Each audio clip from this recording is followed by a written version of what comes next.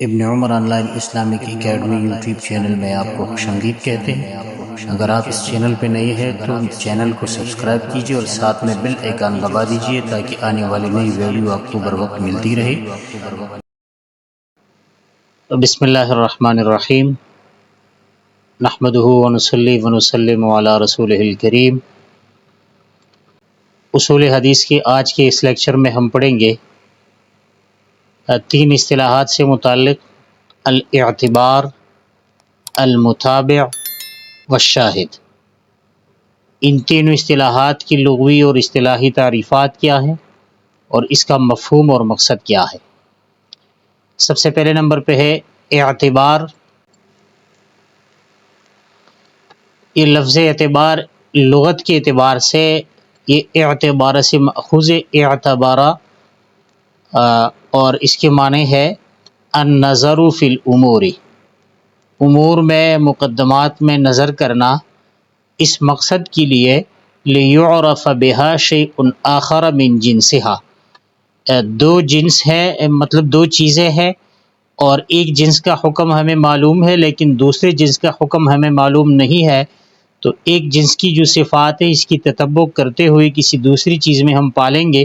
اور دوسرے کا حکم معلوم کر لے تو اس کو اعتبار کہتے ہیں۔ اصطلاحی طور پر کیا تعریف ہے اعتبار کی؟ تو یہ فرماتے ہوا تتبع طرق حدیث انفرد بروایتہ راو، ایک ایسی حدیث ہے جس میں کوئی راوی منفرد ہے، ایک فرد حدیث ہے، ایک غریب حدیث ہے، اس غریب حدیث کی اس سند کے علاوہ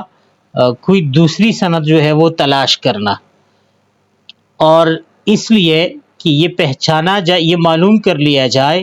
لیعرف هل شارکہ فی روایتہ غیرہ او لا،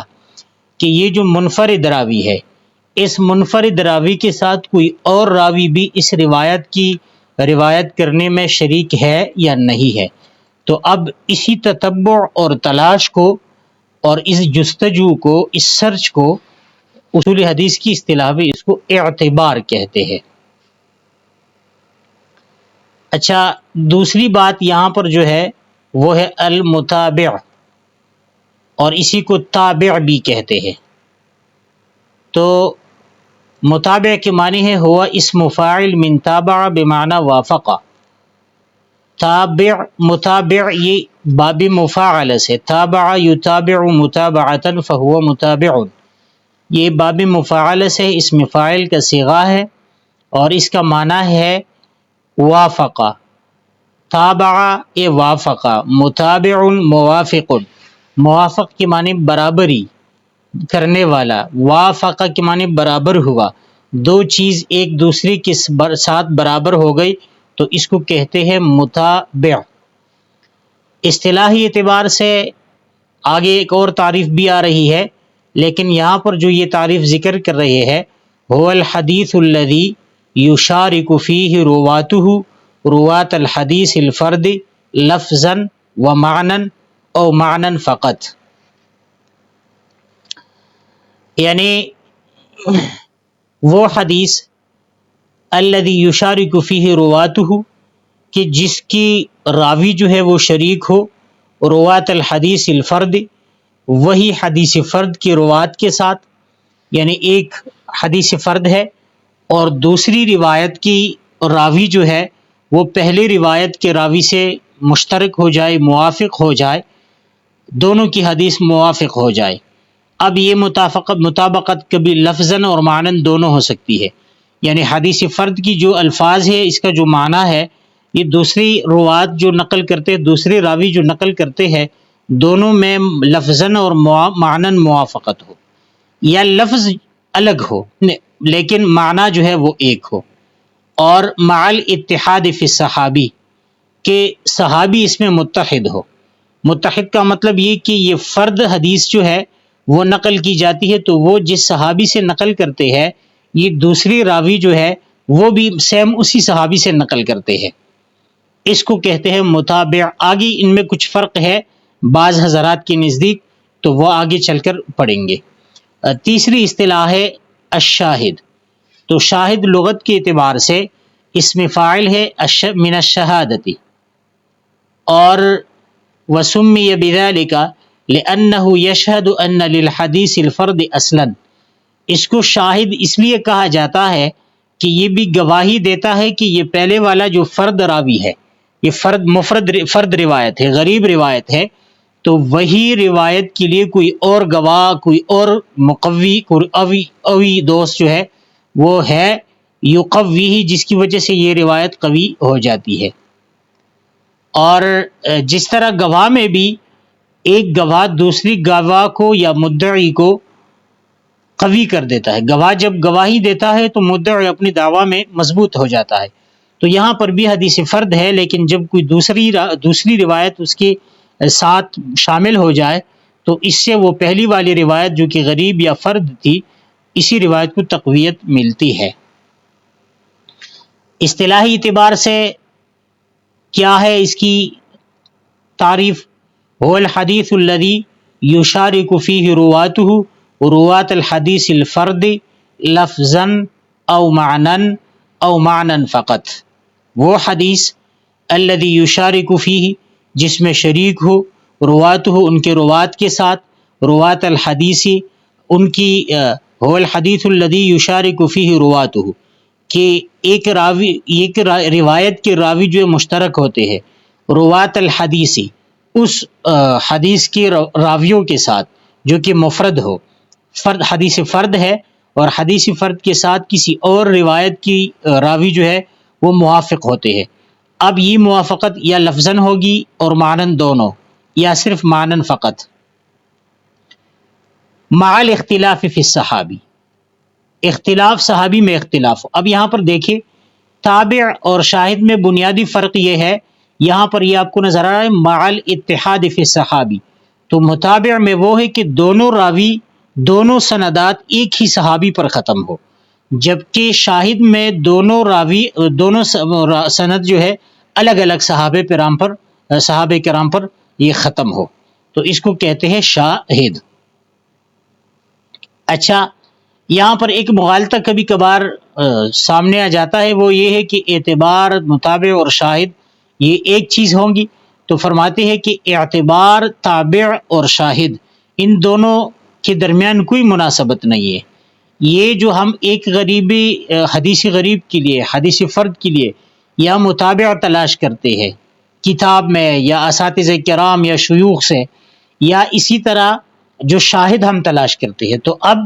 ان دونوں طریقوں کی تلاش کو اعتبار کہتے ہیں۔ اور اگر ہمیں کوئی سند مل جائے تو سند میں اگر صحابہ کرام متحد ہے، ایک ہی روایت ہے، سندات اس کے مختلف ہے لیکن صحابی ایک ہے، تو ان دونوں کو، یہ پہلی والی روایت تو ویسی ہی فرد ہے، لیکن یہ دوسری روایت جو ہمیں مل گئی اس کو ہم متابع کہتے ہیں، اور اگر صحابی مختلف ہے تو پھر اس کو ہم شاہد کہتے ہیں۔ یہاں پر آپ دیکھ رہے ہیں اصطلاح آخر للتابع، ایک اور اصطلاح بھی ہے دونوں کے تعریفات میں، اور وہ یہ ہے کہ تابع ان تحصل المشارکۃ لروات الحدیث الفرد باللفظ سواء اتحد الصحابی او اختلفا۔ دوسری اصطلاح یہ ہے کہ یہ مشارکت، حدیث فرد اور دوسری روایت کی روات کی مشارکت پائی گئی باللفظی، لفظی مشابہت ہو، چاہے وہ صحابی متحد ہو یا مختلف ہو، اور شاہد وہ ہے کہ یہ مشارکت تو دونوں روایت کی روات میں پائی جائے لیکن یہ معنوی مطابقت ہو، لفظی مطابقت نہ ہو، چاہے اتحاد الصحابی او اختلاف، صحابی کے اختلاف اور اتحاد سے کوئی فرق نہیں پڑتا، تو اسی کو کہتے ہیں شاہد۔ اب اس کی اچھا، پہلے جو تعریف گزر چکی وہ تابع کی ہے، اور اعتبار، تابع اور شاہد، یہاں پر متابعت کی تعریف کی جاتی ہے کہ متابعت کیا چیز ہے۔ تو جیسا کہ تابع کی تعریف میں ہم پڑھ چکے کہ یہ تابع سے مأخوذ ہے بمعنی وافقہ، اور موافقت اور مناسبت، اصطلاحی اعتبار سے یشارک الراوی غیرہ فی روایت الحدیث، ایک راوی دوسری راوی کے ساتھ کسی حدیث کی روایت میں مشترک ہو جائے تو اس کو متابعت کہتے ہیں۔ اب متابعت کی دو قسمیں ہیں، متابعت تامہ وہی ان تحصل المشارکۃ للراوی من اول الاسناد، یعنی حدیث فرد ہے، اس کی کوئی متابع مل گئی تو اس میں متابعت تامہ یہ ہے ان تحصل المشارکۃ للراوی من اول الاسناد، ابتدائی سند سے مطابقت دونوں میں پائی جاتی ہو۔ اور متابعت قاصرہ کا مطلب یہ ہے وہی ان تحصل المشارکۃ للراوی فی اثناء الاسناد، اسناد کی ابتدا سے نہیں بلکہ اسناد کے درمیان میں کہیں پر مناسبت جو ہے وہ پائی گئی۔ اب یہاں پر انہوں نے مثال ذکر کی ہے، امام شافعی رحمۃ اللہ علیہ کی ایک روایت ہے، پھر رحمۃ اللہ علیہ اس حدیث میں نقل کرتے ہیں امام مالک رحمۃ اللہ علیہ سے کہ الشہر 29 مہینہ 9 اور 20 دن کا ہوتا ہے، مطلب 29 دن کا ہوتا ہے، فلا تصوموا حتی تروا الہلال، تو جب تک تم شعبان کا یہ رمضان کا کی چاند نہ دیکھو تو تب تک روزہ نہ رکھو، یعنی صرف اسی وجہ سے کہ شعبان کا آج 29واں ہے اور کل 30واں رمضان ہے ایسا نہ کرو، جب تک چاند کو نہ دیکھو، اگر چاند اپنے دیکھ لیے تو ٹھیک، نہیں دیکھا تو پھر شعبان کی 30 دن مکمل کر کے اگلے دن جو ہے وہ روزہ رکھو۔ وَلَا تُفْطِرُوا حَتَّى تَرَوْهُ، اور افطار بھی نہ کرو، یعنی عید کی خوشی بھی نہ مناؤ، افطار بھی نہ کرو حَتَّى تَرَوْهُ، جب تک تم چاند نہ دیکھو۔ فَإِنْ غُمَّ عَلَيْكُمْ فَأَكْمِلُوا الْعِدَّةَ 30، اگر تم پر چاند غائب ہو گئی، غیم بادل کا اور ایسا سبب ہونا جس کی وجہ سے چاند نظر نہ آئے، کوئی مطلب موسم جو ہے وہ خوشگوار نہیں ہے اور مطلع صاف نہیں ہے، تو اس صورت میں فَإِنْ غُمَّ عَلَيْكُمْ فَأَكْمِلُوا الْعِدَّةَ 30، تو پھر شعبان کی 30 دن مکمل کر کے اگلے دن جو ہے وہ روزہ رکھو، یا رمضان کی 30 دن مکمل کر کے اگلے دن عید مناؤ۔ اب یہاں پر مثال کی تطبیق کیسے ہوگی؟ تو یہاں پر امام شافعی رحمۃ اللہ علیہ جو یہ روایت نقل کرتے ہیں تو یہ امام مالک رحمۃ اللہ علیہ سے امام شافعی رحمۃ اللہ علیہ نقل کرتے ہیں، تو فعدوہ فی غرائبہ، یہ امام شافعی رحمۃ اللہ علیہ کے غرائب اور تفردات میں سے ہے۔ اب یہاں پر تفرد کس چیز میں ہے؟ اصحاب مالک کی جو بھی شاگرد ہے تو وہ روایت کرتے ہیں فَإِنْ غُمَّ عَلَيْكُمْ فَاقْدُرُوا لَهُ، یہ یہاں پر دیکھیں فَأَكْمِلُوا الْعِدَّةَ 30 یہ الفاظ نہیں ہے، بلکہ دیگر شاگرد جو امام مالک رحمۃ اللہ علیہ کی روایت کرتے ہیں تو وہ اس طرح کرتے ہیں فَإِنْ غُمَّ عَلَيْكُمْ، اگر تم پر چاند غائب ہو گیا، یعنی غیم اور کسی بادل میں چھپ گئی یا آپ کو پتہ نہیں چلا، تو فَاقْدُرُوا لَهُ، تو پھر اندازہ لگاؤ، یعنی 30 دن رمضان کی یا 30 دن شعبان کی۔ اب تمام شاگرد جو ہے امام مالک رحمۃ اللہ علیہ کے یہ ان الفاظ سے نقل کرتے ہیں، جبکہ امام شافعی رحمۃ اللہ علیہ ان الفاظ سے نقل کرتے ہیں فَأَكْمِلُوا الْعِدَّةَ 30۔ اب ان الفاظ میں امام شافعی رحمۃ اللہ علیہ یہ متفرد ہے دیگر شاگردوں سے۔ اب ہم نے ایک ایسی تابع تلاش کرنی ہے یا شاہد تلاش کرنی ہے جس میں یہ الفاظ پائے جائے یا اسی طرح کوئی مفہوم پایا جائے۔ اب یہاں پر دیکھیں اما المتابعۃ التامۃ، متابعت تامہ، اب امام بخاری رحمۃ اللہ علیہ ایک روایت نقل کرتے ہیں، رواہ البخاری عن عبداللہ بن مسلمۃ القعنبی عن مالک بالاسناد نفسہ، یعنی اسی اسناد پر جو کہ امام شافعی رحمۃ اللہ علیہ نقل کرتے ہیں عن مالک، امام شافعی رحمۃ اللہ علیہ یہ روایت نقل کرتے ہیں مالک سے، تو امام بخاری رحمۃ اللہ علیہ نے جو یہ روایت نقل کی ہے تو وہ عبداللہ بن مسلم القعنبی عن مالک عن عبداللہ بن دینار عن ابن عمر فَإِنْ غُمَّ عَلَيْكُمْ فَأَكْمِلُوا الْعِدَّةَ 30۔ اب یہ دیکھیے اس حدیث میں بھی وہی الفاظ پائے جاتے ہیں جو امام شافعی رحمۃ اللہ علیہ کی مروی روایت کردہ روایت میں پائے جاتے ہیں۔ تو اب یہ روایت جو آپ کو نظر آ رہا ہے یہ فرد شافعی رحمۃ اللہ علیہ، یہ اس کے لیے ہم نے شاہد جو ہے یہ تابع، اس کو ہم نے تلاش کر لیا، امام بخاری نے یہ روایت نقل کی ہے۔ اب دیکھیے، اب دونوں میں دیکھیے ابتدائی سند سے دونوں عبداللہ بن مسلمۃ القعنبی اور امام شافعی رحمۃ اللہ علیہ، یہ دونوں ابتدائی سند سے بالکل ایک جیسے ہیں، ایک ہی سند سے وہ روایت کرتے ہیں۔ امام شافعی رحمۃ اللہ علیہ جو روایت لیتے ہیں تو وہ بھی عبداللہ بن دینار ابن عمر سے، عن ابن عمر سے، اور عبداللہ بن مسلمۃ القعنبی بھی عبداللہ بن دینار ابن عمر سے روایت کرتے ہیں، تو اس کو کہتے ہیں متابعت تامہ۔ اب متابعت قاصرہ، یہ رواہ ابن خزیمہ من طریق عاصم ابن محمد عن ابیہ محمد ابن زید عن جدہ عبداللہ بن عمر بلفظ فاکملوا 30۔ اب یہ دیکھیے، یہ متابعت قاصرہ ہے، کیونکہ یہاں پر دیکھیے ابن خزیمہ جو روایت کرتے ہیں تو یہ عاصم بن محمد عن ابیہ محمد ابن زید عن جدہ عبداللہ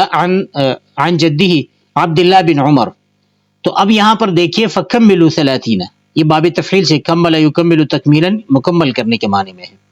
تو اب یہاں پر دیکھیے عبداللہ بن عمر، یہاں پر بھی عبداللہ بن عمر ہے، یہ امام شافعی رحمۃ اللہ علیہ جو نقل کرتے ہیں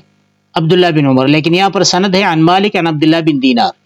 یہاں پر مسلم عبداللہ بن مسلمۃ القعنبی، یہ بھی عبداللہ بن عمر سے روایت کرتے ہیں، باقی سند جو ہے وہ بالکل ایک جیسا ہے، صحابی بھی متحد اور سند میں بھی دونوں کے برابر ہے۔ لیکن یہاں پر آپ دیکھ سکتے ہیں کہ یہاں پر سند الگ ہے اور صرف صحابی میں دونوں مشترک ہے، تو اب یہاں پر صحابی میں اشتراک ہے، سند میں اشتراک نہیں ہے، تو یہ متابعت قاصرہ ہے۔ اور یہ مثال ہو گئی متابع کی، کیونکہ دونوں کی راوی جو ہے یعنی صحابی وہ متحد ہے۔ اب شاہد کی جو تعریف ذکر کی گئی ہے وہ دیکھیے، فما رواہ النسائی من روایت محمد ابن حنین عن ابن عباس رضی اللہ عنہما عن النبی صلی اللہ علیہ وسلم قال وفیہ، اس میں یہ الفاظ ہے فإن غم علیکم فأکملوا العدۃ 30، فأکملوا العدۃ 30۔ اب یہاں پر دیکھیے صحابی بدل ہے، سند بھی بدل ہے، لیکن صحابی بھی عبداللہ بن عباس رضی اللہ تعالی عنہ ہے، تو اب اس کو کہتے ہیں شاہد، کیونکہ یہاں پر صحابی میں دونوں متفق نہیں ہے بلکہ مختلف ہے۔